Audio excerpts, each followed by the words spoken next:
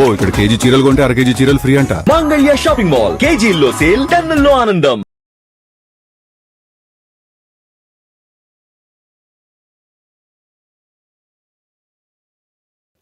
And ఇప్పుడు మీతో మాట్లాడుతుంటే స్పిరిచువాలిటీ అంటే ఆ మాటలు కానీ అవన్నీ మనకు అర్థమవుతుంది. అండ్ మీ సినిమాల్లో మధురంలో కానీ మనులో కానీ ఇప్పుడు 8 వసంతాల్లో కానీ దేవుళ్ళ రెఫరెన్స్ చాలా ఎక్కువ కనిపిస్తుంది. ఈవెన్ హీరోయిన్కి తను మళ్ళీ కెరీర్ మీద ఫోకస్ చేయలేనప్పుడు మీరు ఒక సీన్ తీస్తారు, దాంట్లో అమ్మాయికి భగవద్గీత ఇస్తారు చేతికి. ఒక కష్ట సమయంలో భగవద్గీత చదువు అని ఒక డైరెక్టర్ సినిమాలో చెప్పారు అంటే వారికి ఆ మతం మీద కానీ ఆ దేవుళ్ళ మీద కానీ ఎంత విశ్వాసం ఉందో అర్థమైపోతుంది. బట్ ఇదే సమయంలో మీ మీద ఒక కాంట్రవర్సీ వచ్చింది. సినిమాలో ఆ కాశీలో జరిగే సీక్వెన్స్లో ఒక రేప్ సీను, ఒక సీనియర్ జర్నలిస్ట్ కూడా దాన్ని అపోజ్ చేశారు ప్రెస్ మీట్లోనే బహిరంగంగానే. బట్ పర్సనల్గా మీ సినిమాలు చూసిన వ్యక్తిని నేను కాబట్టి మీ మైండ్ సెట్ అది కాదు. మీరు దేవుళ్ళు అంటే ఎంత విశ్వాసంగా ఉంటారో, ఎంత నమ్ముతారో నాకు తెలుసు. ఎక్కడ తేడా జరిగింది సార్? అంటే మీరు ఆ సీన్ని ఎలా డెలివరీ చేయాలనుకున్నారు, వాళ్ళకి ఎలా అర్థమైంది, ఎక్కడ డిఫరెన్స్ వచ్చిందంటారు? ఇది కొంచెం పెద్ద ఆన్సర్ మరి చెప్పండి సార్. ఓకే, అంటే నాకు దేవుళ్ళనే కాదు, మామూలుగా మనిషి అంటేనే గౌరవం సార్. ఇది నేను 4 కోణాల నుంచి విశ్లేషిస్తా. Very important. మొదటిది సీన్ ఎక్స్ప్లెయిన్ చేస్తాను, తద్వారా ఏంటంటే బెటర్గా అర్థమవుతుంది చాలామందికి. రెండవది ఒక కమ్యూనిటీని ఒక పేరు తీసి, ఇప్పుడు బ్రాహ్మణులకి ఉన్న రేప్కి కనెక్షన్ ఏంటి, ఒక బ్రాహ్మణుడితో మీరు రేప్ లాంటిది చేయిస్తారా, అత్యాచారం మీద పంపిస్తారా అన్నారు, అది ఆన్సర్ చేస్తాను. మూడోది కాశీ లాంటి పరమ పవిత్రమైన చోట రేపులు ఏంటి అని అడిగారు. నాలుగోది కాశీ లాంటి, మళ్ళీ అదే కాశీ లాంటి పరమ పవిత్రమైన చోట మాంసం ఏంటి, మీ సినిమా కోసం మీరు కబేలాలు పెడతారా అని అడిగారు. ఈ 4 కోణాలు నేను ఇప్పుడు స్పృశించి మాట్లాడతా, అందుకే it's going to be a very long answer. First thing, మీరు సీన్ని చూసుకుంటే ఆ సీన్ యొక్క డైనామిక్స్, అందులో నాకు ఒక భక్తుడు కావాలి. ఎందుకంటే సీన్ భక్తి చుట్టూ రిలేట్ అయి ఉంది. నువ్వు ఇప్పుడు ఒక దుర్గామాత విగ్రహాన్ని కానీ ఇంట్లో పూజ జరుగుతుంటే తిరిగి ఆ సీన్ కనెక్షన్లో వాళ్ళ భార్య అతనికి కాల్ చేసి ఆర్తి అయిపోయింది, మీరు ఎక్కడున్నారు దర్శనం కోసం అని అడుగుతారు. అడగడం వల్ల మనకి ఇప్పుడు సీన్ ఓపెనింగ్ నుంచే భక్తులు కావాలి మనకి, భార్యాభర్తలు ఇద్దరు. ఓకే, అండ్ భక్తి అనేది ఏ ఒక్కరి సొత్తు కాదు, ఏ ఒక్క కులం యొక్క సొత్తు కాదు. సాయంత్రం ఎవరైనా సరే ఇంట్లో దీపం ముట్టించి ఆరాధన అనేది ప్రతి ఒక్కరు చేస్తారు. అండ్ కాశీ లాంటి చోట ప్రతి ఒక్కడి నుదుట మీద బొట్టు ఉంటుంది, పడవ నడిపేవాడి దగ్గర నుంచి అరటిపళ్ళు అమ్మేవాడి వరకు. నేను కాశీకి 2 సార్లు వెళ్ళాను, వెళ్ళిన ప్రతిసారి నేను 10 రోజులు ఉన్నాను. సో ఇంకోటి రుద్రాక్షలు అనేది చాలా సహజం అక్కడ వేసుకోవడం.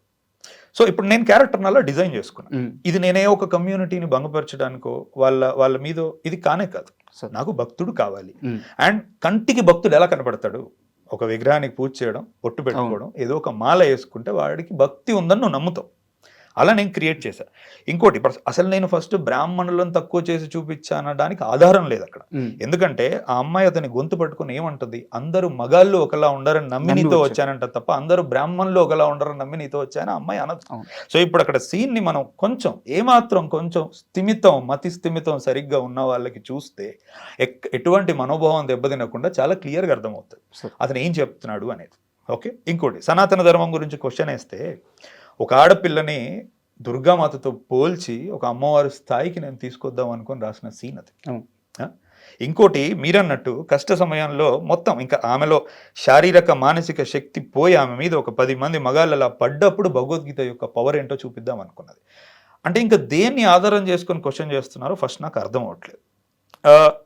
నేను ఇప్పటి వరకు దాని గురించి పెద్దగా ఎక్కడ ఎందుకు మాట్లాడలేదు అంటే, కొన్ని వందల మంది ఆ రోజు నుంచి నా దాంట్లో అకౌంట్లు ఉన్న వాళ్ళే, అన్నా మేము బ్రాహ్మణ్ అని, అమ్మాయో అబ్బాయో అసలు మాకే ఇలా అనిపించలేదు అని వాళ్ళందరూ నాకు చెప్పారు. కాబట్టి సీన్ ఇప్పుడు నేను మళ్ళీసారి క్లియర్గా చెప్పాను, ఎవరైనా అర్థం కాని వాళ్ళకి పర్స్పెక్టివ్ మార్చుకోండి అని, కొత్తగా చూసే వాళ్ళకి ఓకే ఇదా రచయిత అనుకున్నది. ఇంకోటి, మేము ఆల్రెడీ సెన్సార్తో కూడా కోఆపరేట్ చేసాం. ఎందుకంటే నాకు ఎక్కడో మనసులో ఏదో పొరలో కూడా నాకు లేదండి, పలానా వాళ్ళ నేను అందుకే అన్నా, దేవుడి మీద కాదండి నాకు మనిషి మీద కూడా గౌరవం. నువ్వు ఎవరు ఏంటనేది నాకు అనవసరం. నేను ఎప్పుడూ ఒక మనిషిని కించపరచను, అది అసలు నార్మల్గా నేను మాట్లాడేటప్పుడే కించపరచను. ఇంకా సినిమాటిక్గా అలాంటి ఉద్దేశం కూడా నాకు లేదు. సో అది నేను చాలా క్లియర్గా ఎస్టాబ్లిష్ చేశాను. అది నా మాటలో ఎక్కడా లేదు, ఏదీ లేదు. పులోమని దాన్ని పట్టుకొని వచ్చి మాట్లాడారు. సరే, అంటే వాళ్ళు ఆ రోజు మాట్లాడిన తీరు మీరు గమనిస్తే ప్రెస్ మీట్లో స్వరాన్ని పెంచి అక్కడున్న పిల్లల్ని ఏదో సంతలో పశువుల్లా చూస్తూ అలా మాట్లాడారు. అంటే చాలామంది తర్వాత నాకు మెసేజ్ చేశారు, కింద ఓపెన్ కామెంట్స్లో ఉన్నాయి, మీరుండుంటే అయిపోయేది, మీరుండుంటే అయిపోయేది. అంటే నేను వాళ్ళకు కూడా చెప్తున్నా, అంటే ఇప్పుడు అడిగిన వ్యక్తి ఒక విలేకరి సార్, మా నాన్న వయసు ఉంటుంది అతనికి. సార్, ఘాటుగా నాకు ఇప్పుడు కూడా స్పందించబుద్ధి అవుతుంది, తిరిగి చురక పెడుతూ. కానీ ఎందుకో అంటే నేను ఎక్కడో బై చాయిస్ వద్దనుకుంటున్నది. ఇప్పుడు మీకు తెలుసు ఇన్ని రోజుల నుంచి ఇది ఉడుకుతుంది, మీరు అడిగినప్పుడు నేను బద్దలవచ్చు, కానీ ఎక్కడో నేను సంస్కారంతో ఆగుతున్నా. తేడా ఉండాలి అక్కడ మాట్లాడిన వ్యక్తికి, ఇక్కడ నాకు. ఇదే చెప్తుంది ప్రజలకి నా ఉద్దేశం ఏంటి, నా మనస్తత్వం ఏంటి. ఇది మొదటి కోణం. రెండోది బ్రాహ్మణులు ఉన్న రేపు. ఫస్ట్ థింగ్ అండి, ఏ ఒక్కరైనా భూమి మీద పలానా కులం కానీ, పలానా మతం కానీ, పలానా జాతీయతలు పుట్టిన వాళ్ళు చాలా సేఫ్ పీపుల్ అనుకుంటే పోలీస్ శాఖలు అన్ని వాళ్ళనే తీసుకుంటాయి. అంటే మనం ఇంకా ఆలోచించాల్సిన పని లేదు దాని గురించి. అలా నేనే అవమానించట్లేదండి. నేను ఇప్పుడు ఒక క్రైమ్ అనేది ఎక్కడైనా జరిగింది అంటే అది ఆ దేశ కాలమైన పరిస్థితులు బట్టి, ఆ ప్రాంతం బట్టి, అక్కడ ఉన్న మనస్థితి బట్టి క్రైమ్ అనేది జరుగుతుంది. అంతే అంతే. నీ వ్యక్తిగత నమ్మకాల నుంచి క్రైమ్ జరగడం జరగకపోవడం అనేది ఉండదు. సరే మీరు అన్నారు, నాకు ప్రూవ్ చేయాలనే ఉద్దేశం లేదు, ఎందుకంటే నా మైండ్ అది కాదు. నేను అంటే బ్రాహ్మణులు ఇలాంటి వాళ్ళు, పలానా కమ్యూనిటీ ఇలాంటి వాళ్ళని నాకు ఇప్పుడు ఇక్కడ మాట్లాడాలని లేదు. కానీ మీరు లేవనెత్తినందుకు నేను ఏమంటున్నా, ఇప్పుడు యూట్యూబ్ ఉంటుంది అందరికీ, ఈ చూసే వాళ్ళకి వెంబడే ఇంకో ట్యాబ్ ఓపెన్ చేసుకొని వాళ్ళు చూసుకోవచ్చు. సరూర్ నగర్ ప్రీస్ట్ అని మీరు కొట్టండి. అవును, 2 సంవత్సరాల క్రితం ఏం జరిగింది అంటే గుడికి వచ్చే భక్తులతో అసభ్యంగా ప్రవర్తించడం. ఇప్పుడు పూజారి అంటే ఎవరండి? మనం ఒక 10 నిమిషాలు మనం గుడికి వెళ్తేనే మనలో పాజిటివ్ వైబ్రేషన్ వస్తుంది, ఘంటానాదానికి, దేవుడి ప్రెజెన్స్కి. అట్లాంటిది నువ్వు నిత్యం ప్రధాన అర్చకుడు అండి అతను మైసమ్మ గుడిలో ప్రధాన అర్చకుడు అంటే నువ్వు దేవుడికి చాలా దగ్గరగా ఉంటావు. అలాంటప్పుడు కూడా అతని మానసిక పరిస్థితిలో అక్రమ సంబంధం కానీ ఇంకోటి కానీ పెట్టుకొని పాపం ఆ అమ్మాయిని చంపి మ్యాన్ హోల్లో పెట్టి పైన సిమెంట్ పెట్టారు. అంటే నువ్వు ఏదైతే ఒక కులం పేరు తీసుకొని మాకు రేపు అంటగడతావా అంటే నేను తిరిగి ప్రశ్న అడుగుతున్నాను. నేను అడగట్లేదు, సమాజం అడుగుతాను. అక్కడ కులం కాదు కదా సార్, ఆ వ్యక్తి మానసిక స్థితి అది ఇది అర్థం చేసుకోలేక ఇప్పుడు బ్రాహ్మణుడు రేపు ఏంటి అనే పదం అతను మాట్లాడాడు కాబట్టి నేను అడుగుతున్నా ఈ విషయం. ఎవరైనా సరే, రాజైనా పేదైనా మానసిక స్థితి బట్టి నేరం అనేది చేస్తాం ఏంటి, ఇది కూడా నేను చెప్పాలా? ఇప్పుడు నువ్వు ఒక విలేకరివి, సమాజ స్థితిగతులు ఏంటి, అవగాహన, పరిస్థితులు నీకుండాలి. రచయితగా, దర్శకుడిగా నేనే పెన్ను పట్టుకున్నప్పుడు ఇంత బాధ్యతాయుతంగా తెలుసుకొని ప్రవర్తిస్తున్నా. 100 మంది, లక్షల మంది, కోట్ల మంది చూసే ముందు నువ్వు ఒక ప్రశ్న లేవనెత్తే ముందు ఏం తెలుసు, ఎంత తెలుసు అని నువ్వు సమీక్షించుకొని నువ్వు అడగవు ఆ ప్రశ్న. అంటే నేను చెప్పేది ఏముందండి అందులో, ప్రజలు చెప్తున్నారు.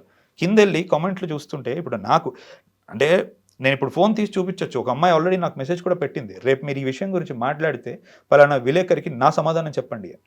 నాకు ఇంకా అల్లరి చేయాలని లేదు కాబట్టి నేను ఫోన్ బయటికి తీయట్లేదు. ఇలాంటివి ఎన్నో వచ్చినాయి. మూడో కోణం, అంటే కాశీ లాంటి పరమ పవిత్రమైన చోట రేపేంటి అన్నారు. 2 నెలల క్రితం అండి, ఇదే యూట్యూబ్లో వారణాసి గ్యాంగ్ రేప్ అని కొట్టండి. 23 మంది ఒక ఆడపిల్లని, అంటే 12th అమ్మాయి, వారం రోజుల పాటు అబ్డక్ట్ చేసి, డ్రగ్ చేసి, అసాల్ట్ చేసి రేప్ చేశారు. జరిగింది సార్. ఎక్కడ జరిగింది ఇది? అక్కడే కదా. అంటే ఎవడో తప్పు చేయడం వల్ల ఆ చోటు పాడవదు, అందరూ మంచోళ్ళు ఉండడం వల్ల ఆ చోట్లో ఏ తప్పు జరగదు అనేది మూర్ఖత్వం నేను అనేది. ఇప్పుడు కెలిడోస్కోప్ సిటీ అని ఒక పుస్తకం ఉంటుంది. ఒక ఫారినరు ఇండియాకు వచ్చి 1 year వారణాసిలో ఉండి ఆ పుస్తకం రాశాడు. అంటే నాకు వారణాసి అంటే చాలా ఇష్టం, కానీ కేవలం వారణాసి అంటే విశ్వనాథ్జీ టెంపుల్, ఈ ఘాట్సో స్పిరిచువల్ థింగో కాదు. అటువైపు వారణాసిలో చాలా వెల్ ముస్లిం పాపులేషన్ కూడా ఉంది. ఈ రోజుకి వాళ్ళు అక్కడ బనారసి సిల్క్స్ అనేది నేస్తారు. ఇక్కడ నుంచి నీకు ఎక్కడో ప్యారిస్ ఫ్యాషన్ వీక్కి వాళ్ళు ఆ బట్టలు పంపిస్తూ ఉంటారు. BHU ఉంది, అల్లర్లు అవుతూ ఉంటాయి అక్కడ. అంటే కాశీకి చాలా ఉన్నాయి, మల్టీ డైమెన్షనల్ ప్లేస్ అది. నువ్వు ఏం తెలియకుండా ఒక 3 రోజులు 4 రోజులు నువ్వు కేవలం ఒక భక్తుడిలా వెళ్ళిపోయి వచ్చి అంతే దాన్ని ఆపాదించుకోకూడదు కదా. ఇప్పుడు అంతమంది ముస్లిమ్స్ ఉన్నారు, వాళ్ళు మీట్ తినాలనుకుంటే గాల్లో నుంచి వస్తుందా మీటు? అక్కడేగా కొట్టేది. కాశీలో స్లాటర్ హౌస్ ఏంటంటే, సరే అదే గూగుల్లో ఓపెన్ చేసుకొని స్లాటర్ హౌసెస్ ఇన్ కాశీ అని టైప్ చేయండి. 2017 వరకు యోగి ఆదిత్యనాథ్ గారు సీఎం అయిన తర్వాత ఇల్లీగల్ స్లాటర్ హౌసెస్ ఏమన్నా ఉంటాయో వాటన్నిటిని బంద్ చేసి పబ్లిక్ హెల్త్ సెంటర్స్ చేశారు. వాటిని ఆయుష్మాన్ ఆరోగ్య కేంద్ర అంటారు. ఇప్పటికీ 1300-1400 స్క్వేర్ ఫీట్లో ఉన్న ఎన్నో కబేలాల్ని, స్లాటర్ హౌసెస్ని వాళ్ళు ఇప్పుడు మారుస్తున్నారు. అంటే ఇది ఏమీ తెలియకుండా, ఇలాంటివి ఏమీ తెలియకుండా అక్కడ కూర్చొని ఒక గొంతు పెద్ద చేసుకొని మాట్లాడితే ప్రపంచానికి నీకేం తెలీదో తెలుస్తుంది. ఈరోజు నేను మాట్లాడుతున్నా కాబట్టి నేను ఎంత తెలుసుకొని సినిమా తీసానో తెలుస్తుంది. ఇది అంటే ఇప్పుడు విలేకరుగా మీకు ఒక బాధ్యత ఉండాలి. మాట్లాడేటప్పుడు మీరు ప్రజలకి మాకు ఒక వారధి. మీరు అడిగిన ప్రశ్న వల్ల మేము ఆలోచించగలగాలి, అంతే తప్ప మీ తెలియంతనం బయట పెట్టుకోకూడదు. మిడిమిడి జ్ఞానంతో మాట్లాడేసి అంటే ఏమనుకున్నారు, ఇలాంటి రోజు మళ్ళీ రాదనుకున్నారా? నేను సమాధానం చెప్పను అనుకున్నారా? ప్రతి అంశం గురించి క్షుణ్ణంగా నేను మాట్లాడగలుగుతా. గాలిలో నుంచి నేను లెక్కలు తీయను. మీరు ఏదడిగినా అందులో అది ఉద్దేశపూర్వకమైన రచన. నేను దాన్ని అప్రోచ్ అయిన విధానం. మీరు కబేలా అడిగితే నేను కబేలా చెప్పడం కాదు, మీరు గూగుల్ ఓపెన్ చేసుకొని చూసుకోండి అంటున్నా. ఈ రోజుల్లో ప్రతి ఒక్కరు చేసేది అదే కదా. ఇప్పుడు కాశీలో రేపన్నారు, దానికి సమాధానం చెప్పిన. బ్రాహ్మణుడు రేపన్నారు, దానికి సమాధానం చెప్పిన. సినిమా ఆ సీన్ని ఎలా చూడాలని నేను అనుకున్నానో అది కూడా నేను చెప్పాను. ఇంకా ఇప్పుడు దాని గురించి మిగతాది నాకు తెలిసి నేను ఫుల్ సర్కిల్ కొట్టా సార్. అండ్ ఫస్ట్ ఆ సీన్ ఓపెన్ అయిన తర్వాత నేను ఇదివరకు సినిమా చూశాను సార్.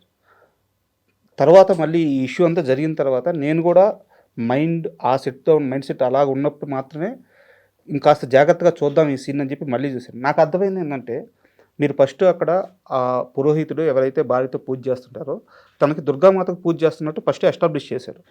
సీన్ అంతా అయిపోయిన తర్వాత పూజకి టైం అవుతుంది రమ్మంటే, పూజ ఏంటి, నేను ఏకంగా దుర్గామాతనే చూసేశాను అది చెప్పడానికి ఖచ్చితంగా ఒక భక్తుడు కావాలి. అదే సో మీరు అనుకున్న సీన్ అది, బట్ అది ఇదంతా ఎలా అయిపోయింది?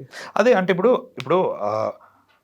సెన్సర్ వాళ్ళు కూడా ఓపెన్గా యాక్చువల్లీ అతను పూజ చేసేటప్పుడు మంత్రం ఉంటుంది, సంధ్యాస్నాన జపశ్చైవ అని మంత్రం ఉంటుంది. సెన్సర్ వాళ్ళు ఫస్ట్ థీమ్ అన్నప్పుడు నాకు అర్థం కాలేదు ఎందుకు అని అడిగితే, ఎక్కడైనా రేపు కమ్యూనిటీ ఇష్యూస్ రావచ్చు అని అంటే, ఓ అవునా నేనైతే అలా చూడలేదండి, సరే మీరు అలా అంటున్నారంటే కోఆపరేట్ చేస్తామని మంత్రం తీసేసాం. ఇంకోటి అతన్ని క్లోజ్ షాట్ చూపించినప్పుడు జంజమును రుద్రాక్షలు ఉంటాయి అని అన్నారు. అరే నాకు మళ్ళీ అర్థం కాలేదు, ఇదేంటిది, ఒక తప్పు చేయాలనుకున్నాడా వేసుకోవచ్చు కదా అని. అక్కడ కూడా నేను నిజమే అయి ఉండొచ్చు, ఎవరినో బాధ పెట్టాల్సిన అవసరం నాకు లేదని నేను అక్కడ కూడా లాంగ్ షాట్కే వెళ్ళాను, క్లోజ్ షాట్ లేకుండా. దాని తర్వాత వాళ్ళు నాకు సర్టిఫికేషన్ ఇచ్చారు, ముందుకు వెళ్ళిపోయాను. అంటే నా ఉద్దేశం అదే అయితే కనుక నేను ఎందుకు కోఆపరేట్ చేస్తానండి? ఇప్పుడు నేను లోపల ఎక్కడా అనుకోలేదు అలా, ఏ వ్యక్తిని, ఏ పలానా కమ్యూనిటీని నేను ఎప్పుడు అలా అనుకోలేదు. సరే ఇప్పుడు లోకో భిన్న రుచి అంటారు, ఒక్కొక్కడు ఒక్కొక్క దృక్పథంతో చూస్తూ ఉంటాడు. కానీ దృక్పథాన్ని మార్చుకోవచ్చు కదండి. దృక్పథం అంటే ఏంటి, ఇటుకలతో కట్టింది కాదు అది. ఒకటి ఇంత నేను చెప్పిన తర్వాత మార్చుకోవచ్చు కదా. అంటే నేనేదో ఒక గొడవ జరిగింది, ఆ గొడవ గురించి మిమ్మల్ని అడిగితే మీరు రియాక్ట్ అయితే నా దగ్గర అక్కడి నుంచి నాకు స్టఫ్ వస్తుంది, నేను ఆ ఉద్దేశంతో అడగలేదు సార్. వేరే డైరెక్టర్ అయి ఉంటే, నాకు తెలియకపోయి ఉంటే నేను నిజంగా ఈ ప్రస్తావన తీసేవాడిని కాదు. ఎందుకంటే మీరు మధురం సినిమాలో దేవేంద్రుడు అన్నారు, శివుడు గురించి రెఫరెన్స్ ఉంది, విష్ణువు గురించి రెఫరెన్స్ ఉంది, రాముడు సీత గురించి రెఫరెన్స్ ఉంది. ఇప్పుడు 8 వసంతాల సినిమాలో భగవద్గీత గురించి చెప్పారు.